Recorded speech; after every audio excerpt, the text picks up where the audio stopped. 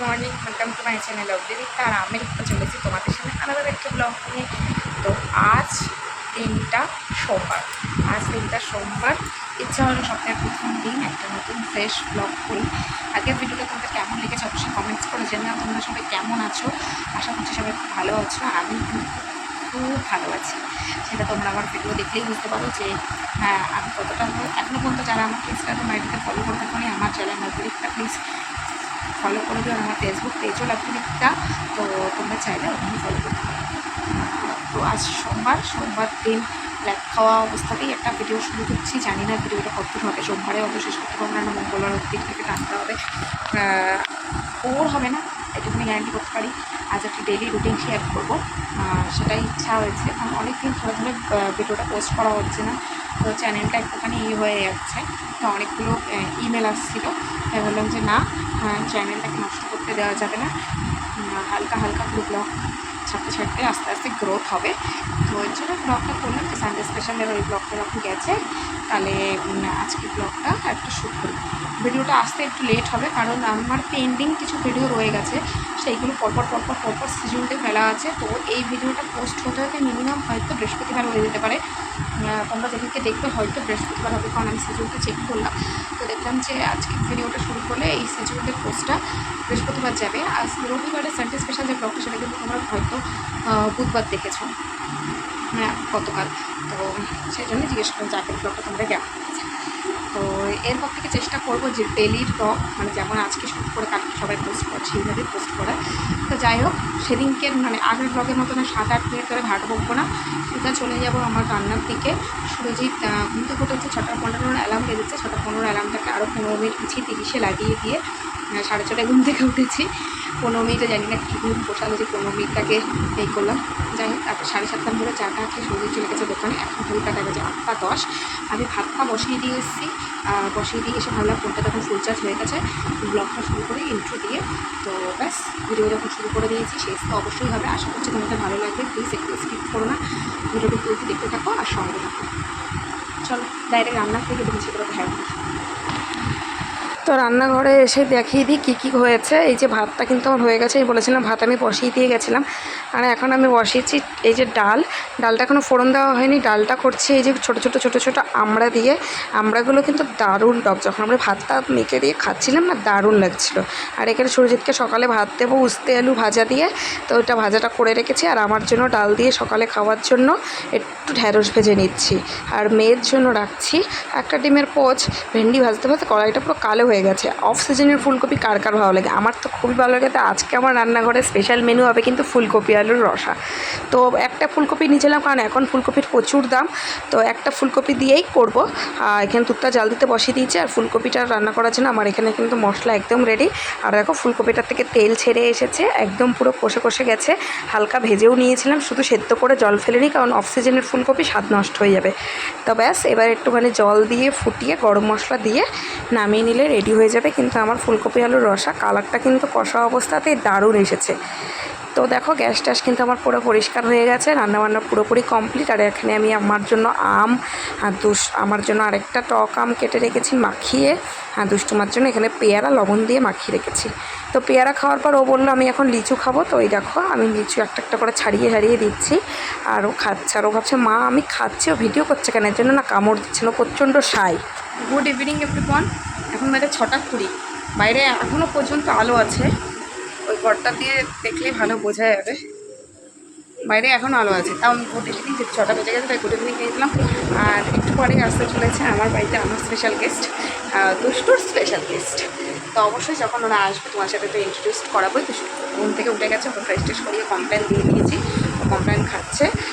আমি হচ্ছে ওরা আসার আগে সন্ধ্যেটা দিয়ে নিই, তারপর ওদের আসলে তোমার সাথে ইন্ট্রোডিউস করবো।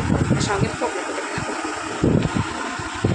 আর বলতে কিন্তু আমার সন্ধ্যেবেলা চাঁদের হাট বসানোর জন্য ফার্স্ট মেম্বার বা ফার্স্ট গ্রুপ কিন্তু চলে এসেছে, সেটা হলো দুষ্টুর স্কুলের বেস্ট ফ্রেন্ড এবং তার মা। তো এর আগে ভিডিওতে দেখেছিলাম যে আমি একজনের বাড়িতে গেছিলাম, ওটা দুষ্টুমার বান্ধবী, এখন দুষ্টুর 1 রোল, আর ওই মেয়েটার 2 রোল। তো ওরা দুজন পাশাপাশি পরীক্ষার সময় বসে এবং ওদের রোল অনুযায়ী ক্লাসেও বসানো হয়, তো তাই। আর এই হলো অহন, এর রোল 5। তো যতই এদের আলাদা বসাক না কেন, এরা ঢোকার সময় একসাথে ঢোকে, বেরোনোর সময় একসাথে বেরোয়, আবার যখন আমরা সাইকেল চালিয়ে ফিরি তখন একসাথে ফিরি। তো ওদের জন্য আমি এখানে চিকেন পকোড়া ভাজছি। চিকেনটা আগের থেকে ম্যারিনেট করে গেছিলাম, ওখানে চা বসিয়ে দিয়েছি। আর ওরা মিয়ামোড় থেকে দুষ্টুর জন্য কিছু কেকস নিয়ে এসেছিলো, পেস্ট্রিজ বলতে গেলে। তো সেইগুলো, তো চলো আমি এখন এদের পকোড়াগুলো ভেজে নিই, চাটা করে নিই, তারপরে হ্যাঁ ওদের সাথে একবারে গুছিয়ে নিয়ে গল্প করব। তো এখানে বেশি করে পকোড়া ভাজছি, যেহেতু দুষ্টু যদি চায় তো দুষ্টুকে একটু দিতে হতে পারে। আর ওরা এবার বাচ্চারা কিন্তু এসব খেতে কিন্তু খুবই ভালোবাসে, তো আমি এর জন্য করছি। আর পকোড়ার কালারগুলো কেমন এসেছে, আমি এর আগে একদিন দই দিয়ে পকোড়াটা ট্রাই করেছিলাম। দই দিয়ে ভাজতে গেলে না কড়াইয়ের নিচে লেগে যায়। আজ আমি ভুল করে সেই দই দিয়েই ম্যারিনেট করে দিয়েছি, আর আজকেও ঠিক কড়াইতে লেগে আসছিলো। দই ছাড়া যদি এটাকে ম্যারিনেট করতাম তাহলে একদম সফটলি উঠে আসতো, একদম কড়াইতে লাগার ব্যাপার আসতো না। দেখতে পাচ্ছ কড়াইয়ের চারিদিকটা কেমন হয়ে গেছে। যাক, কী আর করা যাবে, চলো ভালো করে আস্তে করে নিই। আর এই দেখো ওরা দুজন কিন্তু খেলতে বসে গেছে, একটা করে খেলনা দুষ্টু ওকে দিচ্ছে, আমি ওকে দিচ্ছি, আর ওরা দুজন মিলে খেলা করছে। দেখো ও এবার এখানে আমি খাবার বেরিয়ে নিচ্ছি। ওর মার জন্য চা বিস্কুট, ও চা বিস্কুট খাবে না, আর ওর চিকেন পকোড়া, আর তার সাথে একটা ছানার জিলেপি এবং একটা কালো মিষ্টি যেটাকে বলে পান্তুয়া। তো ব্যাস ওদেরকে খাবার দাবার দিয়ে দিয়েছি, এখন সবাই ওরা খাচ্ছে। আর 2টো কেক, আমি কেকের প্যাকেট দেখিয়েছিলাম ভিডিওতে। তো একটা দুষ্টুমার জন্য, একটা অহনের জন্য। তো দুষ্টুমারটা খাচ্ছে, আর অহনেরটা বাড়ি গিয়ে খাবে। তো এখন ওরা ওদের খাবার দাবারগুলো করছে, আর আমরা কিন্তু বসে গল্প করছি যে স্কুল কবে খুলবে। স্কুলটা ষষ্ঠীর পরে খুলতে পারতো, কারণ ওদের স্কুলটা না এই সোমবারেই আবার খুলে যাবে। তো এর জন্য ওর মা ওকে ঘুরিয়ে নিয়ে গেল। আর অহন অনেক দিন ধরেই কান্নাকাটি করছিল যে আমি আরাধ্যার বাড়ি যাব, আমি আরাধ্যার সাথে দেখা করব, অনেক দিন দেখা হচ্ছে না। অহনের মামা বাড়ি কৃষ্ণনগর, ওরা কিছুদিন কৃষ্ণনগরে ছিল। তো ওরা রিসেন্টলি বাড়ি এসছে, তো বললো ঠিক আছে তাহলে আজকে তোকে ঘুরিয়ে নিয়ে আসি। তো আমাদের সেরকম তো কোনো প্ল্যানিং ছিল না।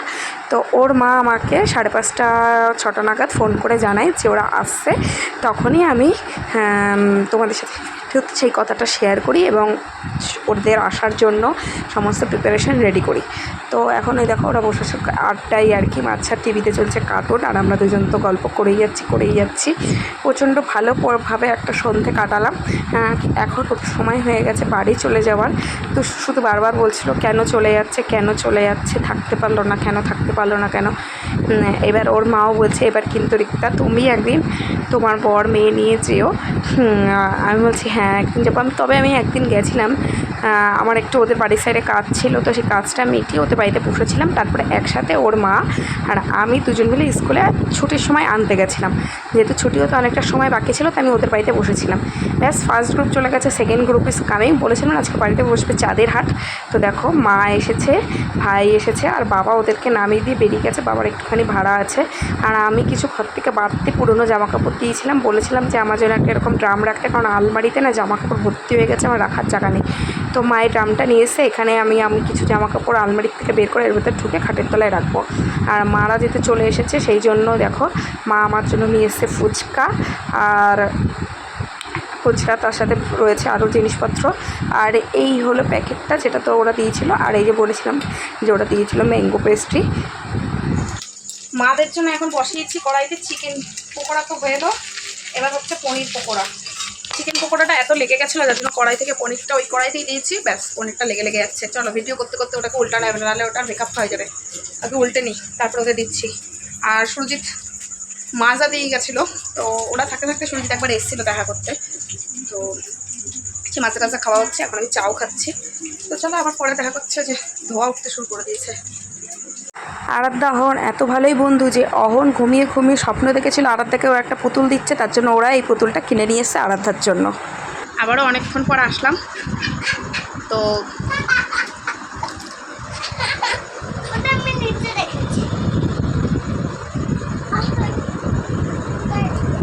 ফুচকা খেতে আজকের ভিডিওটা শেষ করছি। ভিডিওটি ভালো লাগলে প্লিজ লাইক করুন, শেয়ার আর সাবস্ক্রাইব মাই চ্যানেল। দেখা হচ্ছে খুব শীঘ্রই নতুন একটি ভিডিওর সাথে। ততদিন সুস্থ থাকো, ভালো থেকো এবং অপরকেও ভালো রেখো। তো আজকের মতন টাটা, বাই বাই। আর সবাইকে ভালো রেখো, আর নিজেও ভালো থেকো। Good night.